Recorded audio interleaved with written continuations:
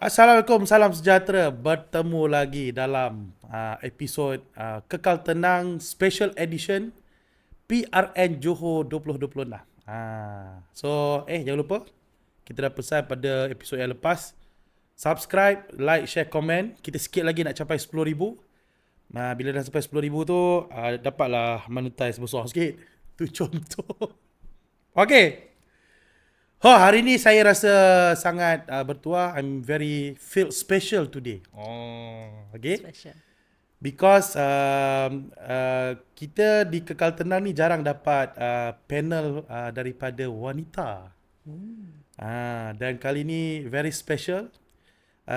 We would like to introduce and special welcome to our panel, Madam Ng Mei Yuan. Yes, thank you. Apa khabar, Madam? Okay. Okay. Nampak begitu bersinar-sinar dan ceria hari ini. Okay, so saya akan minta dan saya akan bagi ruang sikit kepada panel kita. Our Madam, panggil apa? Mei Yuan. Okay, Kak Mei. Kak Mei boleh? Kak Mei macam, nanti saya rasa muda sangat pula lah. Saya panggil Mei lah. Mei boleh. Okay. Saya akan bagi ruang kepada our panel. Mei akan memperkenalkan diri. Cuma tadi masa kat belakang pentas tadi saya dah sempatlah borak-borak background dia sangat dahsyat dan saya rasa akan banyak soalan keluar kejap lagi. Okey, jom. Madam boleh memperkenalkan diri sedikit, mungkin background profesional, nama, mungkin keluarga ke ataupun penglibatan politik, silakan. Okay, saya Mei, actually saya daripada Muar. Saya asal Muar. Okey. Lepas tu saya main background, saya background consultancy. Alright. Saya consultancy pasal HACCP, GMP, Food Safety ISO untuk kilang Alright. di Malaysia dan luar negara. Okey. Dan saya pun sebagai trainer, auditor, saya pun ada sendiri punya certified body untuk mengeluarkan sijil. Okey. Lepas tu mainly sekarang on doing turnkey project, means that they have tubuhkan kilang di Malaysia. What is the requirement on pharmaceutical line, cosmetic line, rumah sembelihan, import daging ke Malaysia. What is the requirement on halal certification? Yes, Itu yes. saya bikin bidang lah. Lepas tu di politik sini saya baru join, actually saya very fresh girl, that kind of girl. Fresh sea, saya sangat fresh sea. Saya punya background on politik not more than 3 years. Okey. Lepas tu saya daripada businesswoman masuk ke politik, for me everything is fresh. Okey. Then I found that maybe from my side I can use my knowledge, can be delivery and give some what we call then contribution to the public. Alright. And to the country also. Okey. So bila kita tengok latar belakang Mei selaku professional consultant on the variety subject lah Yeah. on the FMCG ISO line. Persijilan yang amazingnya ialah sijil halal Malaysia halal certification dengan Indonesia. Indonesia. Biasa saya buat lebih kurang 20 tahun already. 20 tahun. Yes. Wow, my god. So seorang yang berbangsa Cina namun mempunyai kompetensi dalam menyelia sijil perhalalan di Malaysia dan juga Indonesia Yeah, from the technical part. Technical part lah. Because Sijil halal, I'm not the JAKIM. Muslimah lah. JAKIM yang keluarkan sijil halal, tapi the technical part itulah. Yes. Alright. Because I'm quite impressed because saya pernah datang dan juga membuat sedikit presentasi di Halal Development Center HDC. HDC, yes. HDC kan. Dekat mana? Dekat Damansara kalau tak silap. Dia kata kebanyakan produk-produk halal memang sangat dikejar oleh bukan hanya setakat peniaga-peniaga Melayu, tapi peniaga-peniaga daripada China juga India. Dalam Malaysia lah. So, I quite impressed. So, you gunakan you punya expertise tu untuk terlibat dalam politik tu ialah satu kelebihan yang baik. Apatah lagi gerakan ada dalam Perikatan Nasional. Dan mungkin saya boleh share sikit lah. You adalah seorang Ketua Wanita Nasional Gerakan. Bukan, saya adalah Ketua Penerangan. Ketua Penerangan? Yes. Wanita Nasional Wanita. Nasional Gerakan lah. Yes. Okay, so baik. Dalam pilihan raya ni aktif turun ke bantu berkempen lah. Yes. Okay, baik. Okay. Saya nak tanya dululah soalan yang pertama. I'm quite interested pada you punya professional background ni. Boleh. You tengoklah kan, sebagai seorang consultant yang menjadi apa yang dipanggil pemeriksa lah Consult. Briefing. What is the requirement? What you should do? What you should implement? What you should upgrade? What you should tukar to complying the requirement. So kalau you tengok daripada sudut you punya kerja ni kan, bagi Malaysia lah as a whole, or maybe specifically in Johor. ada kita punya para peniaga SME lah terutamanya berminat tak untuk explore compliance yang you sebutkan tadi? Okay, first, why we know that non-Muslim apply for halal certification? Okay, This is a big point first. Yep, exactly. Okay, you look at the supply and demand. At the end, it's supply and demand. Because of the supermarket and the market, end user looking for the halal product. Ya, betul. So if you don't have the logo halal in your product on your product, Okay. you tidak dapat pamil di tempat Publicly popular. tak boleh? Contoh, you pergi shopping center kan, Okay. supermarket. Kalau you go walk in, non-halal product will be another side. Okay, betul. You ada halal product, dia in the primary side. Boleh duduk kat depan lah. Yes. Okay. Dia akan some of the itu supermarket, dia ada specific untuk produk yang tak ada sijil halal punya. Okay. Jadi you hanya kat sana. Jadi you One punya side sajalah kan? ya, jadi you punya pembeli akan kurang kerana Betul. majority Malaysia majority is Muslim. Betul. Lepas tu lagipun kalau you sudah ada halal cert, you pergi explore to Singapore. Betul. Explore ke luar negara yang Muslim country. Hmm. Am I right? So this is why when they want to entering Malaysia market, especially kita kata you mau jual daging, berkaitan daging punya produk, ada berkaitan dengan mi kuning. Mi kuning, betul. Mi kuning. Kalau kuih tiaw, fish ball. Itu makanan orang Malaysia lah. Ya, kalau tak ada sijil halal, Susah lah. susah. Okey, Memang okey. sangat susah. So kalau kita tengoklah among the SMEs lah kan, you ada tengok tak kesukaran mungkin peniaga-peniaga kecil, bukan hanya setakat orang Melayu punya perniagaan, maybe China ke orang India ke, dia berminat tak nak comply tentang yelah nak dapatkan sertifikat dan sebagainya? Okay, sekarang kita punya certification punya requirement tahap sangat tinggi. Oh, okay. Yes, Malaysia punya tahap So sangat mungkin itu tinggi. sebab orang tak nak comply ke macam mana? Bukan. Contoh, ini isu kita pernah, saya pernah berbincang dalam kita punya golongan business lah. Pun ada bercerita dalam Jabatan Agama. Okay. Pernah ada, saya ada feedback lah. Alright. Yang berkaitan isu ni. Contoh lah, pernah ada satu isu kata nak make sure all the food you need to dapat sijil halal. Alright. Tapi kalau kita look at the factory, kalau sekarang kilang factory cake, dia nak apply halal. Betul. For them, cake atau roti sangat senang. Kenapa? Kerana setiap ramuan you nak apply, you kena ada sijil halal. Semua yang kecil-kecil itu? Ya, you punya gula, you punya tepung, you guna telur. 3 jenis tepung, 3 jenis tepung mesti ada sijil halal yang iktiraf Okay. dan masih valid. Alright. Masih valid ah? Okay. So, untuk kilang kek, kilang roti senang. Kerana dia punya ramuan maybe not more than 100. Okay. Okay, bayangkan sekarang you pergi satu kopitiam, cafe. Alright, okay. Nasi lemak, mi bandung, mi rebus, Ui, favourite kuih tu. lagi. Okay, tutup satu mata untuk hotel 1,000 lebih sampai 2,000 ramuan. Memang betul. Kena ada sijil halal.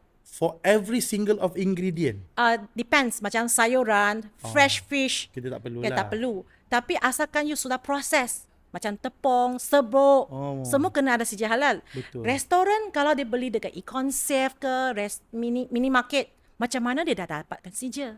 Okay. Contoh kita punya fish fish sauce daripada Thailand. Betul. Kena dapatkan sijil halal yang Daripada lokal. daripada lokal punya sijil. Betul. You macam mana mau minta sijil halal dengan minimarket? Hmm. Ini kesusahan mereka dapat sijil. Okay.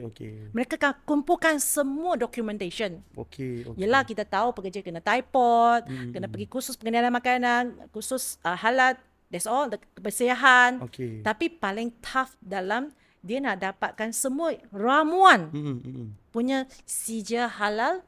Lepas tu kena susun semua sijil dalam Yo. iktirafan punya masa. Betul. Kalau sudah expired, kena minta dengan baru supplier. Maybe you 300 punya ramuan, ada 3 sijil dah dapat. Then you kena tunggu lagi. Masa you tunggu, lain sijil sudah sampai tamat masa. Itu. You punya management on documentation mesti sangat bagus. Okay, man. You can't missing any single of document to get Dia akan tidak lengkap. Bagi you 7 hari, kena cepat bagi dokumen. Kalau tak, you permohonan kena reject, kena mohon kena balik. query dan sebagainya. Yes.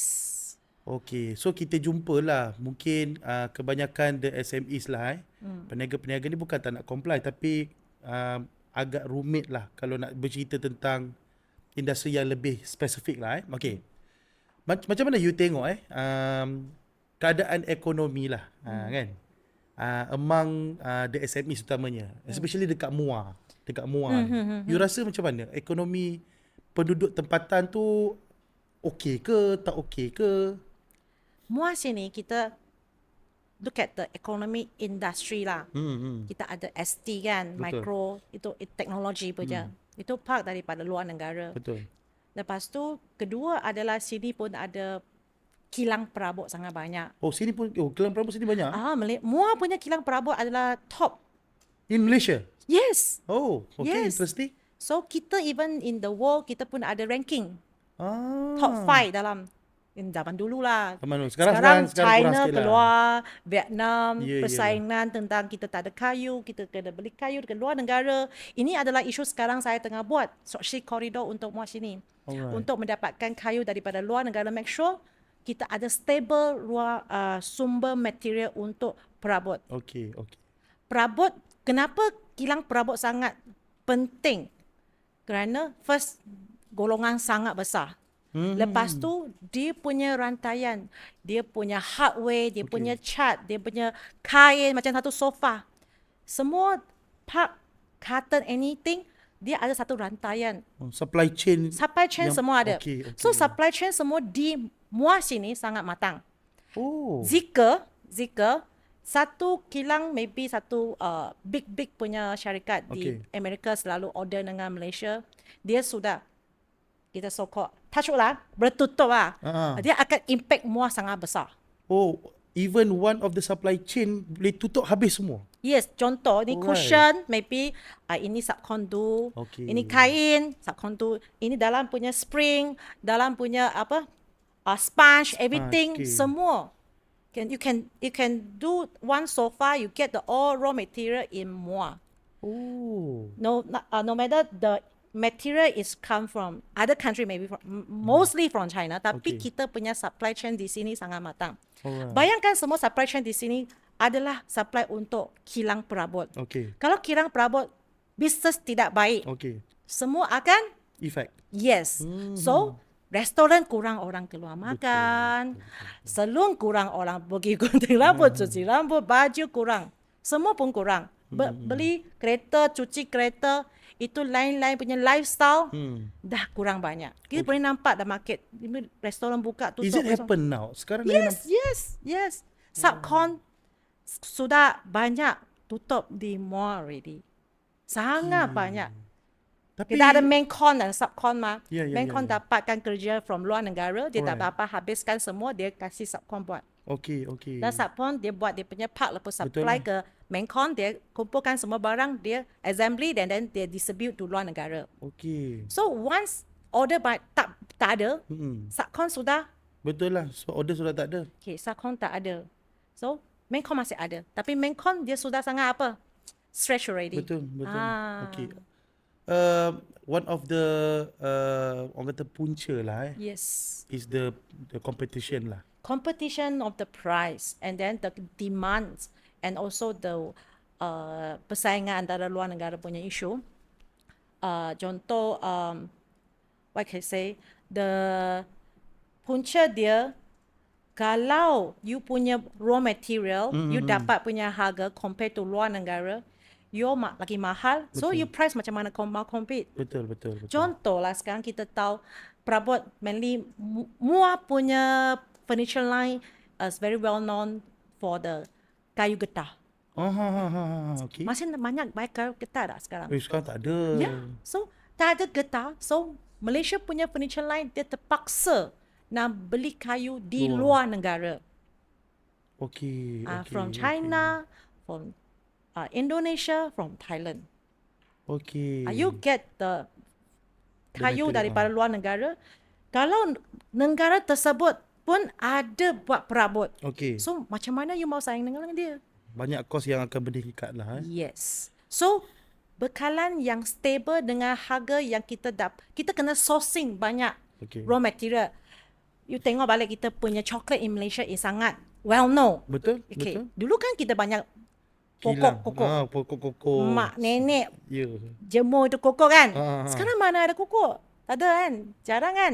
So tapi kita masih famous di luar negara coklat kita kerana kita punya, just now we say that the rantaian, kita punya technical, kita punya what you call, dalam market kita ada impact besar already. Okay. So when you have this kind of the environment and a system kan, you masih boleh kekal you dalam market punya ranking. Okay. So even you are not the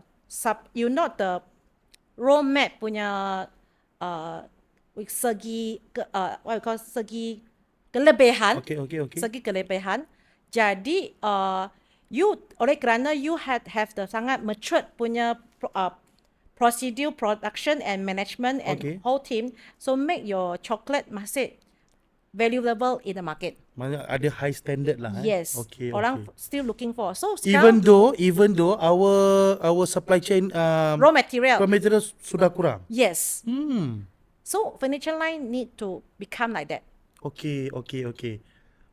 You lihat adakah ini punca daripada, yelah macam you sebut tadi kan, raw material kita makin kurang, macam pokok getah dan sebagainya tadi. You rasa kerajaan tidak buat sesuatu ke untuk memastikan sustainability of this kind of supply chain boleh berjalan dengan baik?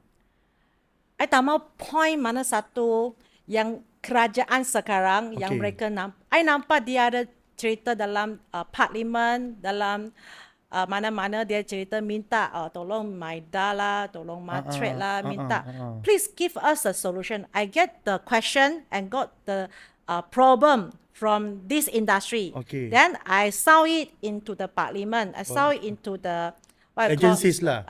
The public lah. Okay. Then they asking sekarang punya kerajaan like Matret, Maida, please give us the solution. Yep. Then dia orang tak ada kasih solution, then dia orang tanya dia lagi, mana solution? Okay. So I'm thinking, actually if you are in this position, you need you need to give the solution. Betul. Otherwise kita akan nampak industri ni akan mati pelan-pelan lah. Yes. They will die lah. So kalau you tengok daripada MUA, okay, as far as we concern, you terlibat dalam gerak kerja di MUA ni lah. Yes. Sangat mendekati rakyat tu sangat baik as a political appearance dalam gerakan lah. You rasa apa Perikatan Nasional lah terutamanya, especially gerakan, boleh buat untuk pastikan this kind of interest ekonomi lah terutamanya kepada masyarakat MUA ataupun di seluruh Malaysia lah perlu memainkan peranan. Apa peranan Perikatan Nasional? Okay, untuk Johor lah. Actually, what we know right now, Johor sekarang diorang punya all the view in what I call di selatan. Oh, semua bertumpul di selatan. Kita nampak kan banyak. Betul. So utara macam MUA sini, kita nampak kurang. Tapi kita nampak lah ada satu sangat projek sangat bagus, MEG, Freeport, yang kita nampak this is maybe the new hope for MUA. Ada another industry. Maybe from marine, maybe for supply, maybe for import export. This is I nampak new hope from here. Maybe we can from here we can get another port over here. And then our raw material will come effectively lah. Yes. Example, kita punya raw material sekarang daripada Pasir Gudang Port, daripada Tanjung Pelepas kan. Okay, betul.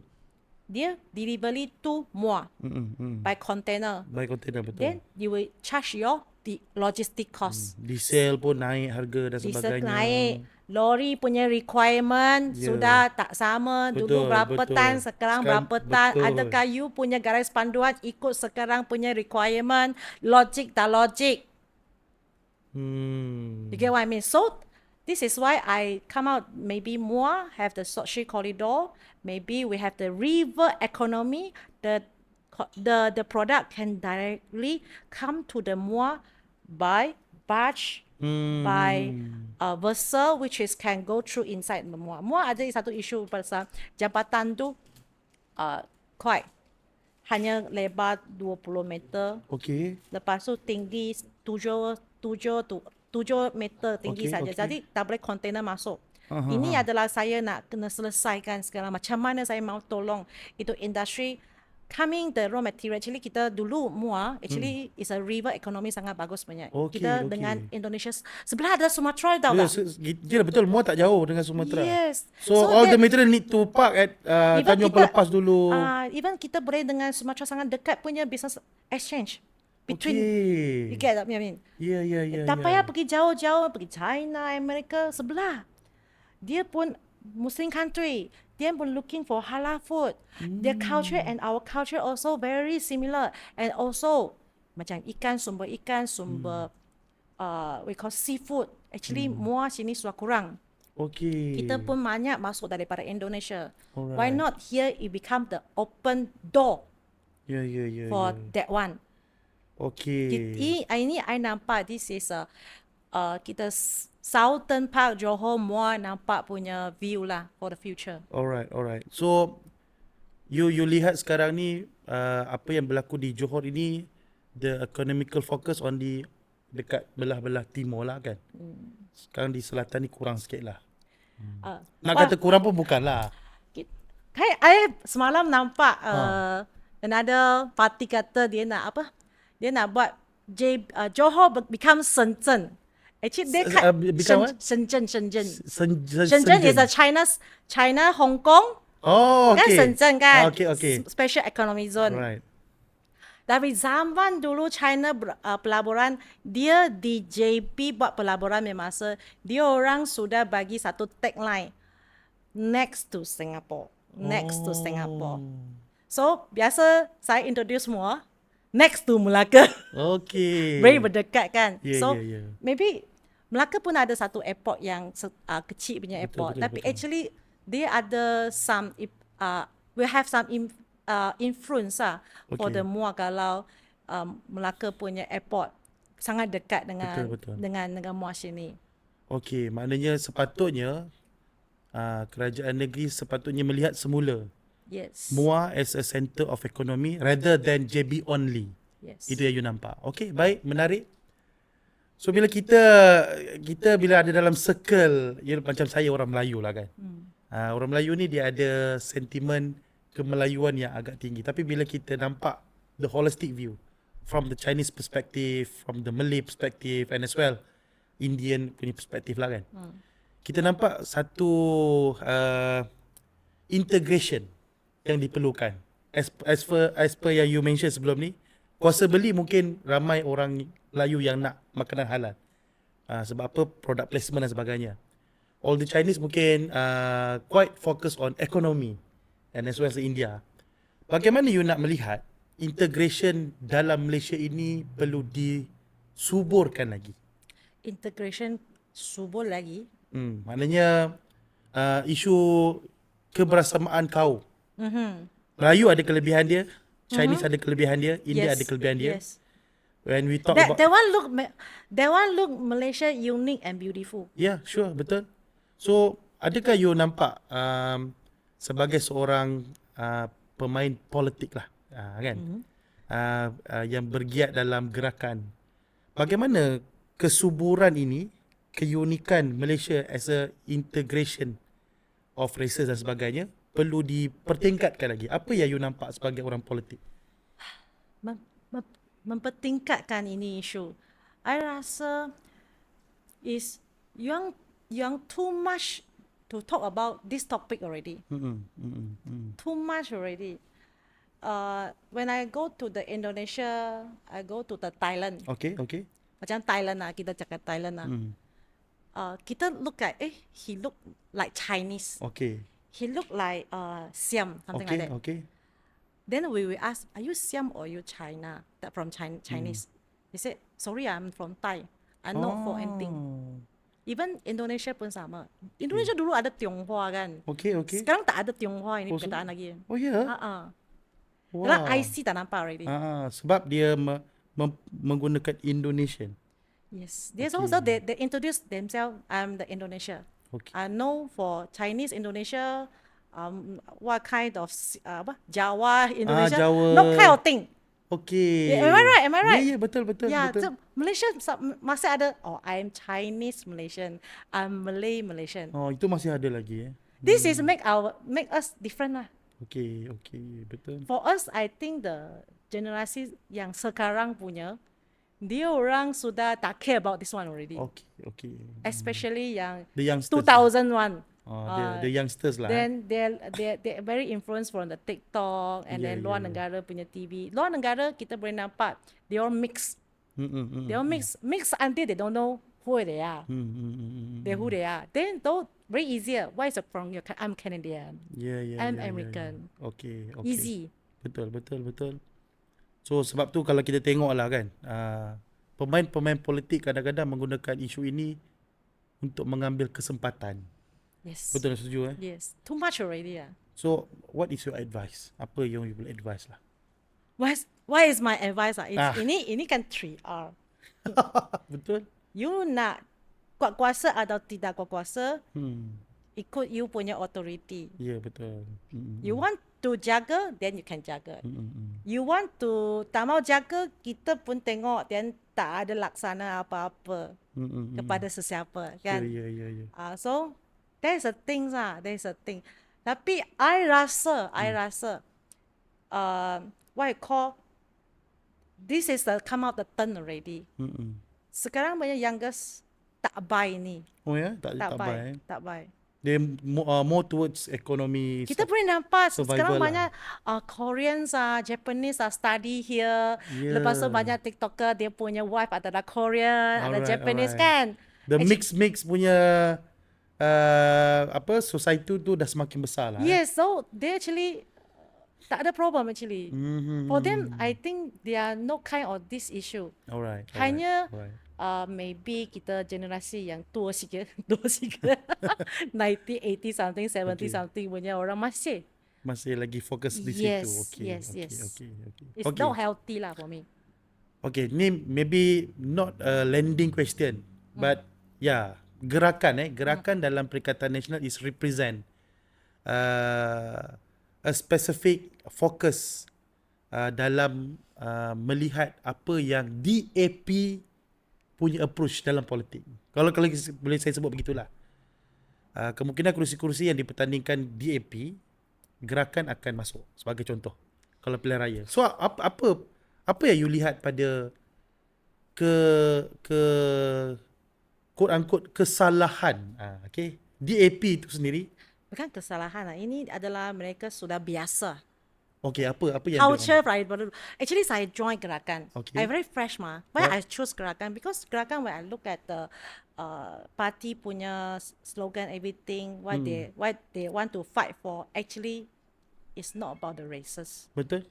Yeah, they are quite mixes. They kind of the. I rasa sangat sekarang trend punya fikiran. Right. So this is why I join. Lepas tu, sekali lagi tadi cakap apa?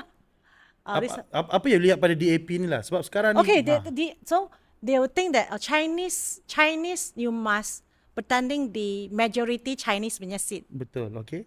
Then you are Chinese, you cannot bertandingan di Malay seat or non Malaysia marginal seat lah, contoh lah. Because they still think about just now I mentioned to you loh.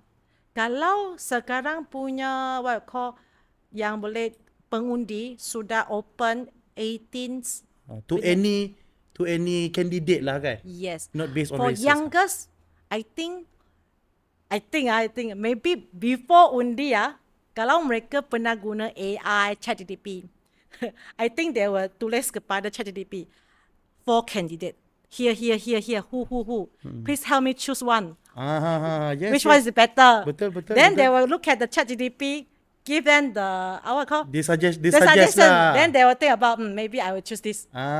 They were not asking their ibu lah. Tapi Betul. saya masih ada, saya punya intern lah. Dia Okay.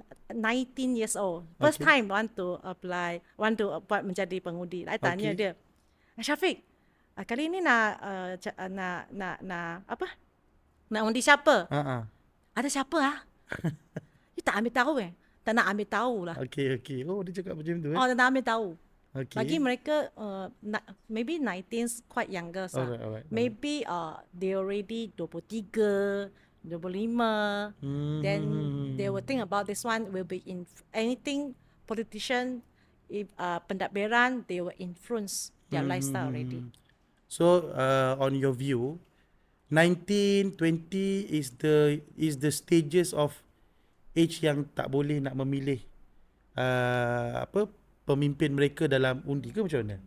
Dia tak mau ambil tahu. Dia tak ambil tahulah. Okay. Kalau dia tak ada dalam golongan ni, kawan-kawan hari-hari cerita pasal hari ni punya what call the influencer. Alright. Dia orang punya bubble dia orang itu sajalah. Ya. Dia Okay. tak berminat. Maybe they will they will tengok lah apa yang sekarang influencer. Maybe influencer will talk about this. Okay. Yang influencer biasa mereka follow punya. Baru dia orang akan dengar lah. Yes. Okay. So influencer very. You need to become influencer lah. Ya ke? But I can share lah what I'm thinking. But this is what I'm thinking. I cannot put my what I want and put inside your mind. Betul, Then we betul. can exchange. Betul. Brainstorming. Betul.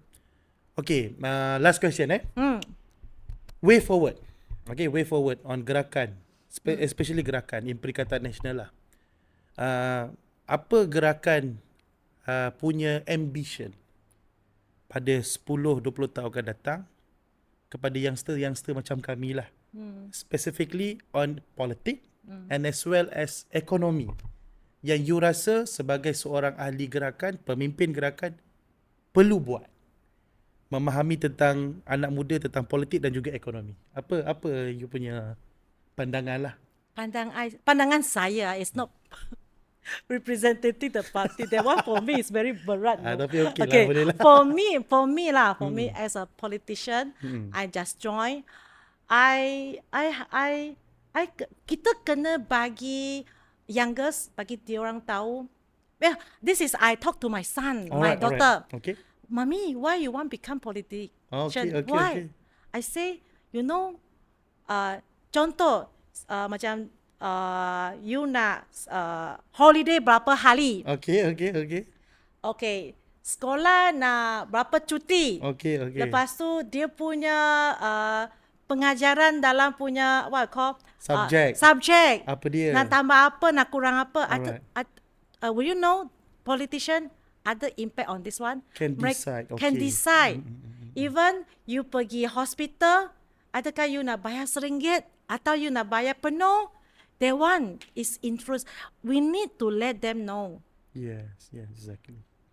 You have the right to change the lifestyle you want. Then when you join, you have the submission. Yeah. I want to help my country become like this. So the first thing is I want to learn more about this, and then one day I can become a politician, and then I can Make some change. deliberately what there for our future. Wow, good word. Yeah, something Very like that. good word. Okay. So maknanya all the youngsters kena tahu Yes. tentang dunia politik. Kerana for the some of benefit. them they didn't know why is Betul. politician. Betul, What is a betul. politician that do? What they care, nampak politician gaduh. Actually, what they can, the responsibility is sangat berat. Actually, Betul. I hope I can deliberately something. I can do something in my life lah. Alright. Bukan Okay. sekarang lah, maybe life sangat panjang kan. Betul. Especially untuk anak-anak kita lah semua. Kan? Yes. Okay, so I want to you to give some advice lah kepada pengundi-pengundi Johor, especially Muar. Yang kita tahu pengundi di Parlimen Muar ni Perikatan Nasional ramai calon. Kan? Okay, apa pesanan you kepada pengundi-pengundi di luar sana, maybe from the youngsters ke, untuk pengundi Cina, ataupun pengundi di mana, Muar lah terutamanya. Okay, apa you punya pesanan? Silakan. First, 7-Eleven, July 7-Eleven. 11, kena keluar mengundi. Okay. This is your hak to undi, and then maybe this time you choose this party, maybe next time you will choose the other party. Means that after you choose, then will you change, means that you ada fikiran sendiri. Betul. Then you willing to trying to know each party what they delivery, what you want. Alright. I know promote party first, but what I know is Perikatan Nasional is what I call neutralize. There's something like what I call PH 1 to 10, and then for me Perikatan Nasional something like 7-6. They can neutralize the what I call the sekarang Malaysia punya environment Okay, sekarang. Okay. So maknanya turun mengundi, apa lagi you rasa pengundi kena buat pada 7-Eleven? Undi Perikatan Nasional ke apa ke? Definitely Definitely you need to Muar sini actually they have many kebolehan tau dia akan berjadi. Di Muar? Yes. Dia orang zaman dulu dia orang guna banyak parti, dia guna what call slogan. A lot of slogan to give a lot of the janji. Lepas tu right now they saw the janji you give cannot be tunai, and then you keep saying some more, and then how can we believe you? We need to let them know actually we are not buta one. We know how to think, and then we will give them the punishment if they do something like this. Alright. Okay. Landing yang baik. Jangan tertipu sebab kita ada kumpulan dulu yang suka berjanji. Yes. But they did make it. Yeah. Dan inilah masanya untuk give them a punishment.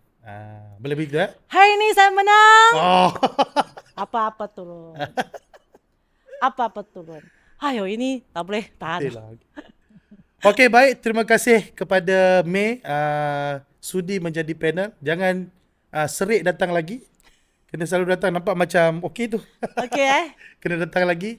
Kita jumpa pada episod akan datang dengan kita membawa ramai-ramai lagi kita punya panel daripada Perikatan Nasional sepada dengan PRN Johor, dan kami doakan May boleh menjadi wakil rakyat to make sure your ambition to deliver to the society become real. Thank you very much. Okay, kita jumpa pada episod akan datang. Terima kasih banyak. Perikatan Nasional kekal tenang.